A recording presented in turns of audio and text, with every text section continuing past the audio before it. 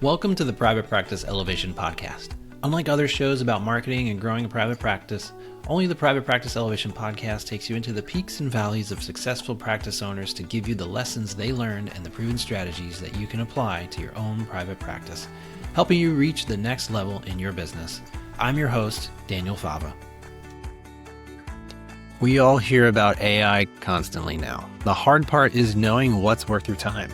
So today I wanted to get practical and focus on actual workflows in your private practice. The notes, the insurance, the intake, all the stuff that eats into your evenings and weekends, maybe.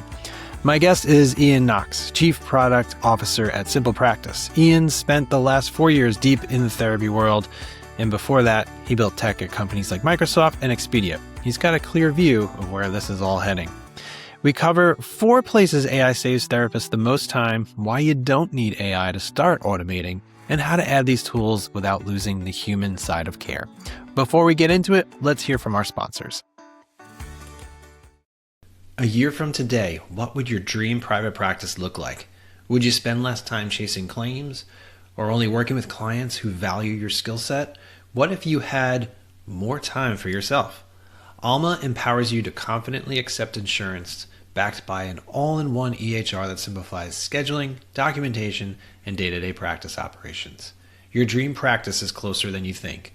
To learn more about Alma and receive 2 free months, visit helloalma.com/elevation. Xanda is practice management software built for health practitioners. It brings scheduling, telehealth, secure notes, billing, AI, and automation together in one simple system. If you're ready to make your practice management easier, visit privatepracticeelevation.com/Xanda and start your free trial today. All right. Well, how is it going? Thanks so much for tuning in to another episode 212. Thanks so much for checking out Private Practice Elevation. Always appreciate hearing from folks and just knowing that people are out there. Really appreciate that. Let's see what's going on in our world. Well, we're halfway through our summer break here. Here in Georgia, the kids get out earlier than I ever did, being from New York. In New York, they just got out, I think, last week, and it's end of June. Well, July 1st today, as I'm recording here, and my kids have been out since mid-May, but they go back August. So yeah, we're halfway through here. Yesterday, we took our kids to Six Flags Whitewater, which is the water park that's close to where we live, and we had a blast. But my feet are killing me. My neck and back a little bit painful. But all in all, I was glad with how the day went. The kids did great. We had a blast, and it was just fun. My wife took off from work, and Tuesdays are the day that I'm with my boys, but she took off to join us. So we all went together and just had a really packed day. And I was just glad that no one got insanely injured or anything like that. I did have this crazy thing happen where I was getting ready to go on a ride, and I thought I felt like a bug on my neck, and I kept kind of shooing it away, but then kept feeling it. I was like, I think there's something back there, and I had one of those sun shirts on. So I go down the ride, and then when I splashed down at the bottom, I could feel this thing bite me, and I don't know if it was a bee or what. And I splashed down, I ripped my shirt off, and sure enough, there was a pretty decent sized bug. And again, I wasn't sure if it's a bee or just a really big fly or something like that. So I got stung right in the middle of my back. Not too bad, but enough to be just kind of noticeable for the rest of the day. So that was, all in all, if that was the worst thing that happened, then I'm thankful to the Lord for that. So everybody survived, and we all slept really good. And so, so let's get into today's content. Excited about this conversation. I really appreciated this conversation with Ian because, we talk about workflows, and I think AI really has the potential to be so helpful for business owners when it comes to, workflows, not replacing the work we do, but really enhancing what we do, and also simplifying what we do, and for efficiencies that, it can help us really serve our clients better. And that's really kind of the specific way that I'm using AI in my own business. You'll hear a little bit about that too in our conversation. So Ian Knox is Chief Product Officer at SimplePractice, where he brings over 20 years of product leadership experience. Ian has worked across Fortune 500 companies and other high growth businesses, and he has deep experience with SaaS products for small and medium businesses, API platforms, and marketplaces. So without further ado, here is my conversation with Ian Knox. All right. Well, welcome to the podcast, Ian Knox. How are you doing today? Doing great, Daniel. Thanks so much for having me. Yeah, absolutely. I'm always excited, whenever I get folks on to talk to you on the podcast, and excited to dig into technology, AI, workflows, all that good stuff. As I said before I hit record, it's something that I'm also digging into with my own business. So, I know that they're going to share a lot of value today. But before we get into our topic, why don't you share a little bit about yourself, who you are, what you do, how did you come into this space, and what you're doing today to help serve therapists? Yeah, well, first of all, personally, you can tell I'm not American. I'm English originally, but I've been here about 25 years, live in Seattle, have 3 kids now that are teenagers. So that's a big part of my life. But in terms of coming into the mental health therapy world, that started about 4 years ago for me when I joined SimplePractice, and I'm the Chief Product Officer. So I've been getting very deep in this space over a period of time. Before that, I worked at places like Microsoft and Expedia. So I have a lot of technology background. And interestingly, AI is the big new thing. It's funny, like back in, when I was at college in the early 90s, I was using AI and experimenting with that. So it's been around for a long time, but obviously has picked up. So I'm sure we'll get into that as we chat today. Yeah, absolutely. It seems like that's what everyone is chatting about as I get new folks on the podcast. And so I'm starting to try to tailor these conversations to very specific uses and things. And, because I think that we're kind of going through that shift in the landscape of AI is taking over. What do we do? And, and now I think people are starting to really, accept it more, obviously, but also let's be strategic with how we're using it and, how it can really. Yeah. So let's kind of get into this. So I know we want to talk about how folks can really harness or use or choose technology to really enhance their workflows and the work that they're doing with their clients. So let's kind of start high level. I'm just curious, how do you, when you look at how therapists, mental health practitioners are running their practices, what are some of the things that they are focusing on or spending too much time on that you feel like technology can really help alleviate? Yeah, well, we kind of break it down. So we sort of look at everything a therapist does or a practice owner does in a given week. And there's a framework called jobs to be done. So you can actually break down what everyone does. And for an individual clinician, you probably spend an hour and a half on every 45, 50 minutes of actual therapy. So there's a bunch of things people are doing outside of direct client engagement. And the big things we've seen, that take a lot of time, are documentation, doing progress notes. After you're done, there's a lot of weekend and evening time it takes to do that. Insurance can be really scary for people, and there can be a lot of just honestly not useful work engaging with insurance companies or sitting on phones or what have you. But then there are other things just building treatment plans or getting ready for a session. How do I remember context switch as I'm getting through things and make sure I'm prepared for the session that's coming in. So all those things add up. And I'd say, I talk to therapists all the time, and they're passionate about their clients. And quite honestly, some of this admin stuff is just not that exciting. So we really feel at SimplePractice, our job is trying to take that away from them, automate that stuff so they can focus on clients. So yeah, absolutely. And what do you feel how should people kind of approach automation? It seems like AI and automation, I feel like are starting to get really tied together. AI obviously is we want it to save time, but also improve the work that we're doing. So how can people kind of choose what to automate, and what do we lean on technology for? Yeah, well, I think it's really important to separate out AI and automation, right?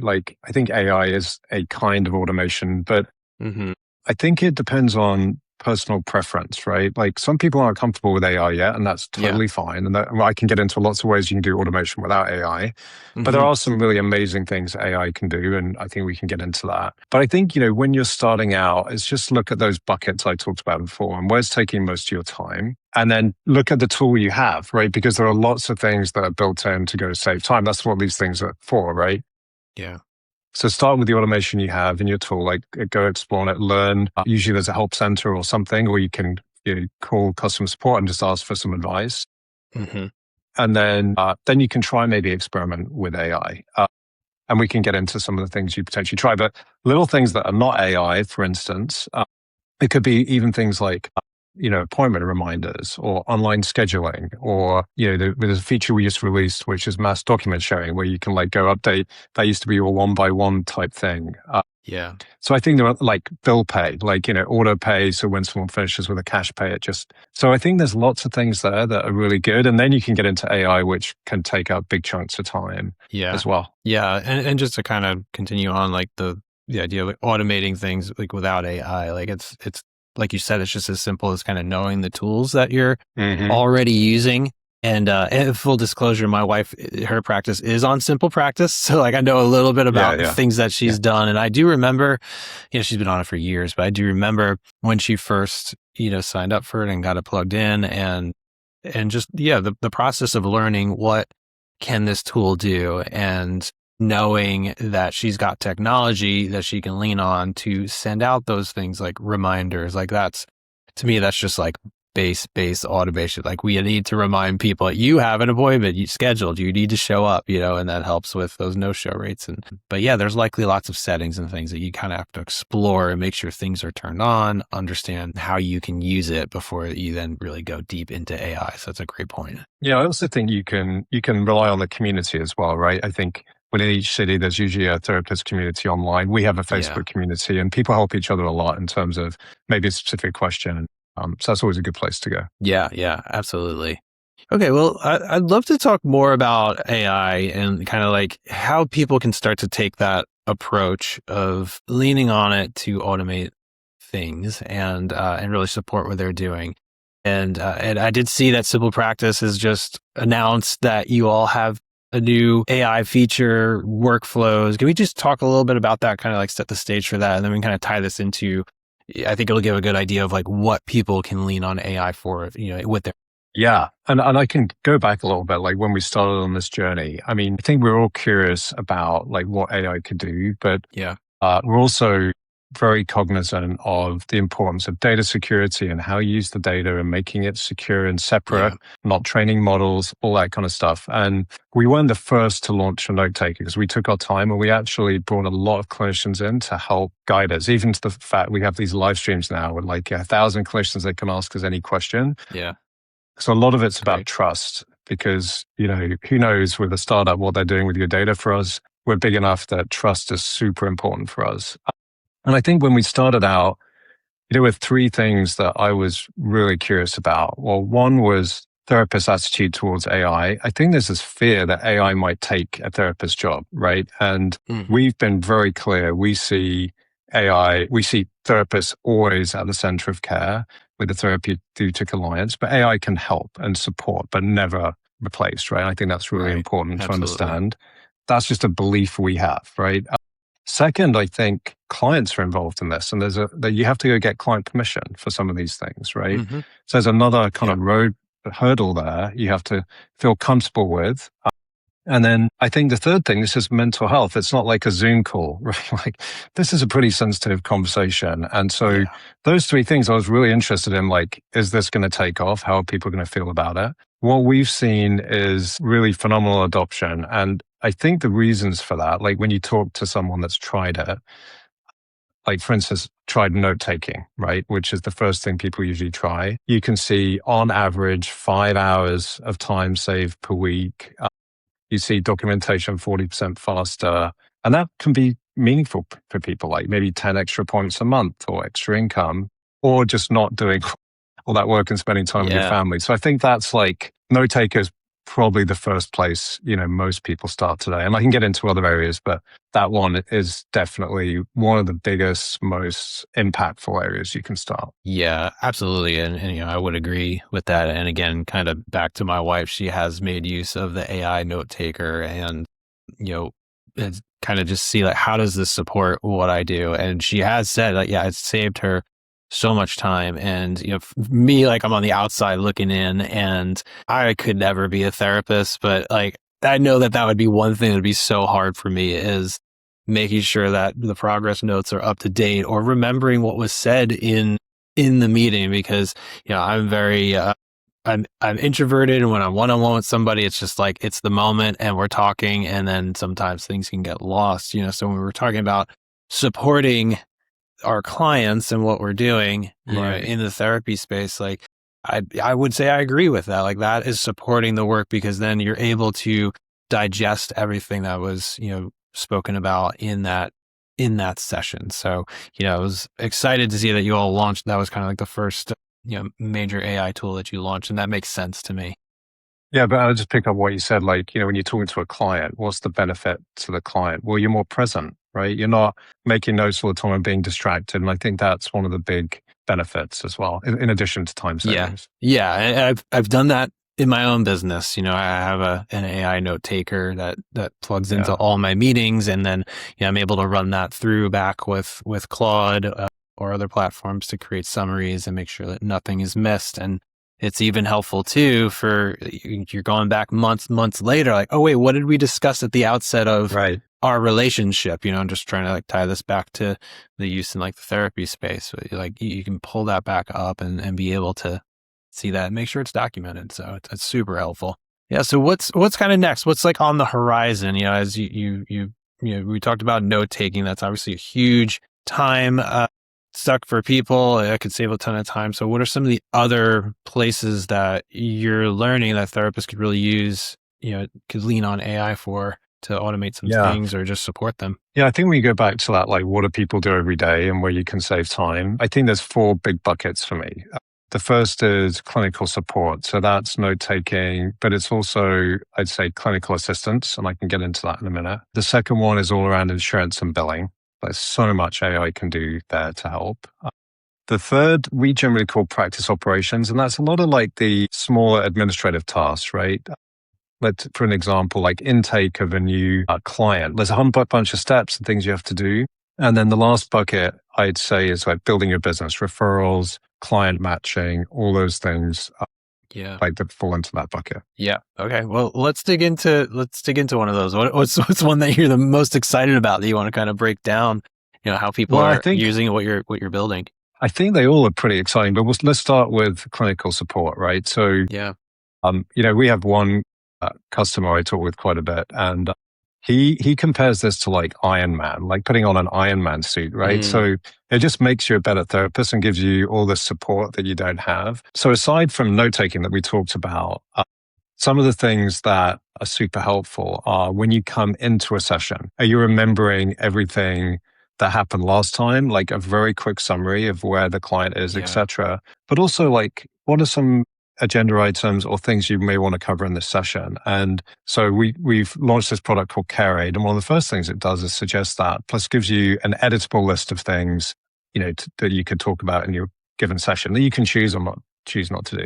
And then the second thing, if you're in a telehealth session, we actually have this panel now called Sidekick. So it's sort of helping you out and it will help you within a session. So it has those agenda items, but you can also do things like quick replay. If you miss what someone said, you can almost see the transcript right there if you want to dive in, which is super helpful. And then after the session, you've got things like client summaries. So if you want to send a client homework or a summary of what we talked about or things you want to do, it's all written up and you can just send it to the client, which is pretty efficient.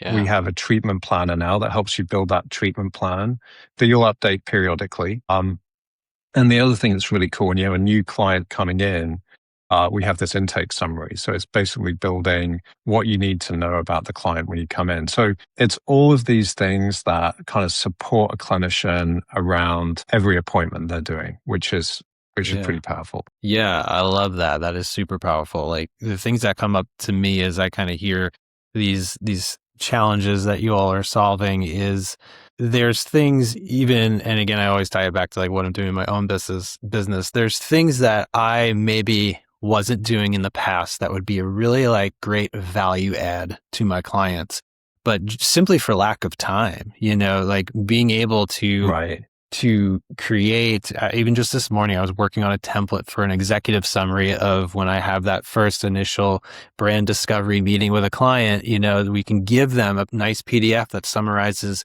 here's everything we spoke about and here's the plan going forward, and so it's a deliverable. So like, I love what you said about like having those summaries that can be delivered to a client facing summary. And I think it creates more partnership with the clients and also just more value, and also too keeps the clinician connected to each client and, oh, here's where we were, here's where we're going, and you can easily kind of pull that stuff up. So I think that's awesome. It's very powerful. I mean, the other really interesting, Daniel, we'll be getting into is, AI is very good at summarization, but it's also very good at like answering questions. If you have the right content, right? So as an example, if you are, let's say you're new to private practice or you're an intern, what should I do in this scenario? Like, or if you had a session, what could you have done better? Or like what modalities or other ways of treating someone could be a good idea? Or like, what are the other conditions you might see? There's so many things that will help you be a better clinician. So we're really just on the very first step of this journey. But I think both for new clinicians and even clinicians that are supervising others or been in practice for a while that just maybe they're curious about something or getting into a unique situation, I think AI can help summarize. Always the clinician needs to, be the final say and have the final authority on what's happening. But very helpful, I think, from an education and personal development perspective. Yeah, and that I'm kind of just thinking a little bit, kind of for future here. Is that kind of related to like AI learning how you practice too as well? Like for example, the things that I'm working on in my business is really getting really down into like how do we create literally like skills within Claude that I then, can go to later on. You're working kind of with Claude to say like, well, this didn't come out the way I wanted it to. Here's what you need to do next time. And that kind of builds it into the skill. Do you feel like that's kind of like where you're heading as well with what you just mentioned, and that like, if it's kind of giving you some pointers or things that you can improve, I'm thinking about like, well, if you have a group practice, and there's certain ways you want your clinicians to present, stuff like that. Does that kind of fit into the future where this is heading, you think? Exactly. It's like more customization, right? So I think there's a few different cases here. One is when you're building notes, how happy are you with that note output? And there's a way to prompt the way these models work is there's sort of a base model. We don't train the base model. So data's always outside of that. But you give the model some context, right? So it could be, give me like typical notes you write. So it'll write in your style. Or you look at like the last few sessions and it'll have context around that to make a better note. Yeah. But we've also seen people like have specific preferences. So just like you're doing with Claude, you can prompt like, do this, do that. So we're enabling more control or, even if it's like a custom template you want to use, that's all coming as well. So there's definitely tuning. And then the other thing I would say is back to that, we feel pretty strongly if you're an intern or starting out, you should write your own notes, right? Like you should learn how to do this from scratch because, you're not, I think there's a big process in learning to do it yourself. Yeah. But then AI can help grade you and be like, hey, this is what we see. This is what you could do better. So it's almost a learning partner that I think is pretty powerful. Yeah, absolutely. I think I've heard of people saying that are using the AI note taker as a benefit, when you go full time, like in a group practice, like we're going to add this to your SimplePractice, and help that. And one note I just wanted to make, like to go back to like you're teaching the AI and training and stuff like that. Somebody framed it this way for me in that AI can be like almost like a new hire in your business, and just like with a new hire, sometimes as we use these tools, we have to train them on the output. You got to give it a really good input, but then also review the output and kind of iterate with it. And so just like a new employee, sometimes you have to train it. The difference is that the technology can remember what you've trained it on like forever, whereas an employee could then, maybe forget those small details that you're giving it. So over time, these tools, if done well, should support you, even better in the future. Yeah, I think there's, Daniel, there's a misconception sometimes that like you're training the underlying model. And I think there's different aspects of this. So, and clinicians always ask us, are you training a model? Are you taking, my IP, if you like how I do therapy and training some big model? And that's not what we're doing at all, right?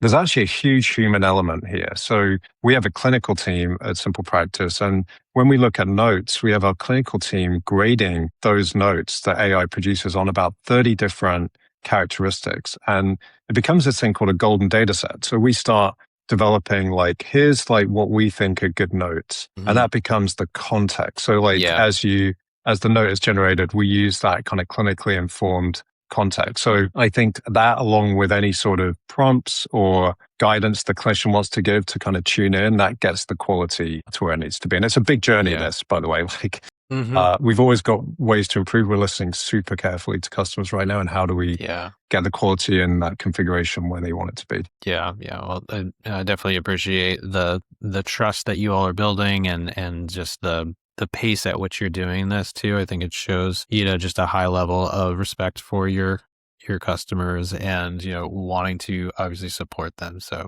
kudos to you all. That's right.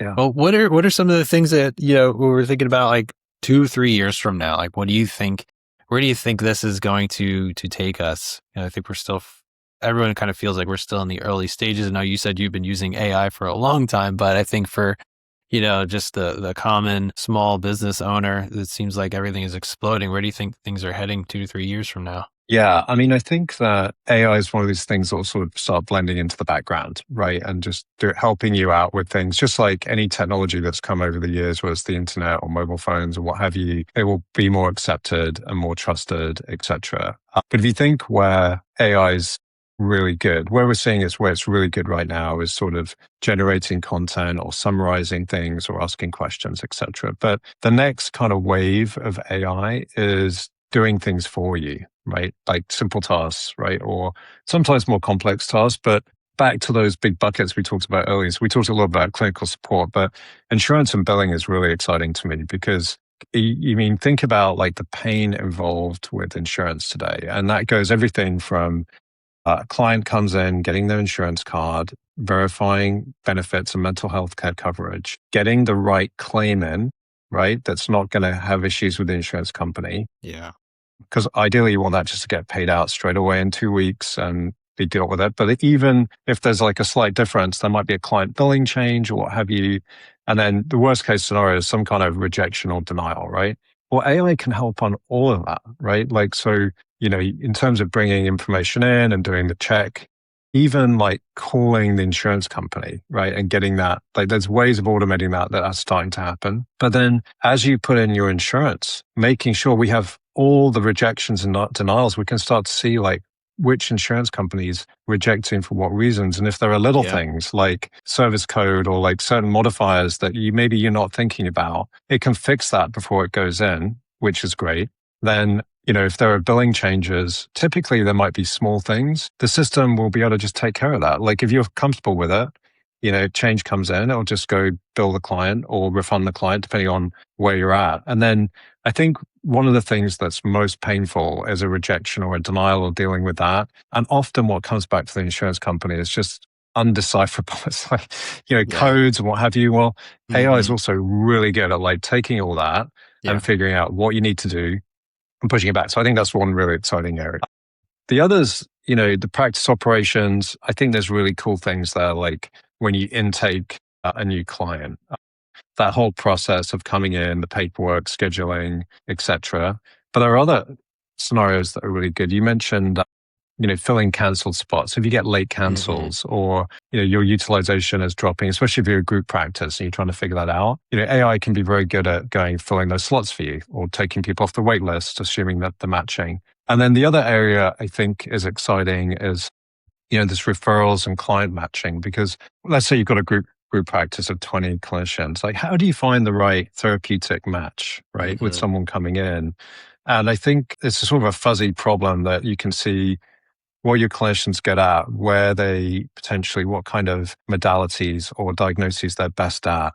with Right. clients coming in, you can start like helping do that matching. And I think that can be really powerful as well. Yeah. Yeah. It's super exciting. Just to kind of like, I feel like we're just in this new era where we can just think of Right. these different challenges that can be solved or that we can lean on AI for. So it's super exciting. Awesome. Well, thank you so much for being on. As we kind of like wrap up this conversation, like what are some things that you want to leave folks with when it comes to this discussion of, leaning on the technology, the platforms that you use to really, help you improve your workflows and the work that you're doing? Yeah, well, I think first is I think it's really important that the therapeutic relationship always stays human, right? I think like always recognize that if we're talking about AI, et cetera, like clinician therapists are at the center of things. But then as you're looking at technology, um, always weigh like what's the benefit versus the cost. There's so many things you could adopt, right? But I think it's like effort you put into it, experimentation, how much time you're actually saving.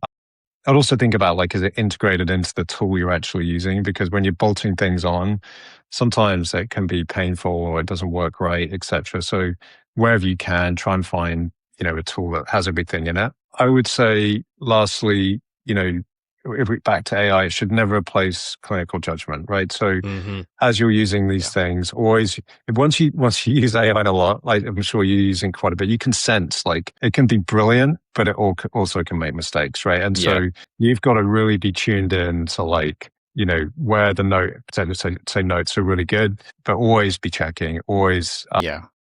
always be that. So that's what I'd probably leave people with. Yeah. Yeah. Yeah. That's great. Well, thank you so much for your time today. And it's exciting to hear just all the things that you all are working on. Is there any special place that you want to send people to that are listening to this episode? Or you can always, if you're interested in Simple Practice, you can come to our website. I would say the other thing, like we talked about trust, we just launched a trust center. So you can do Simple Practice / trust center. And those are really good examples of principles, policies, all that kind of stuff that I'd say if you're going to any vendor, regardless, you should be Yeah. looking for that kind of thing as well. So Yeah. that's another good place to check out. Yeah. Great.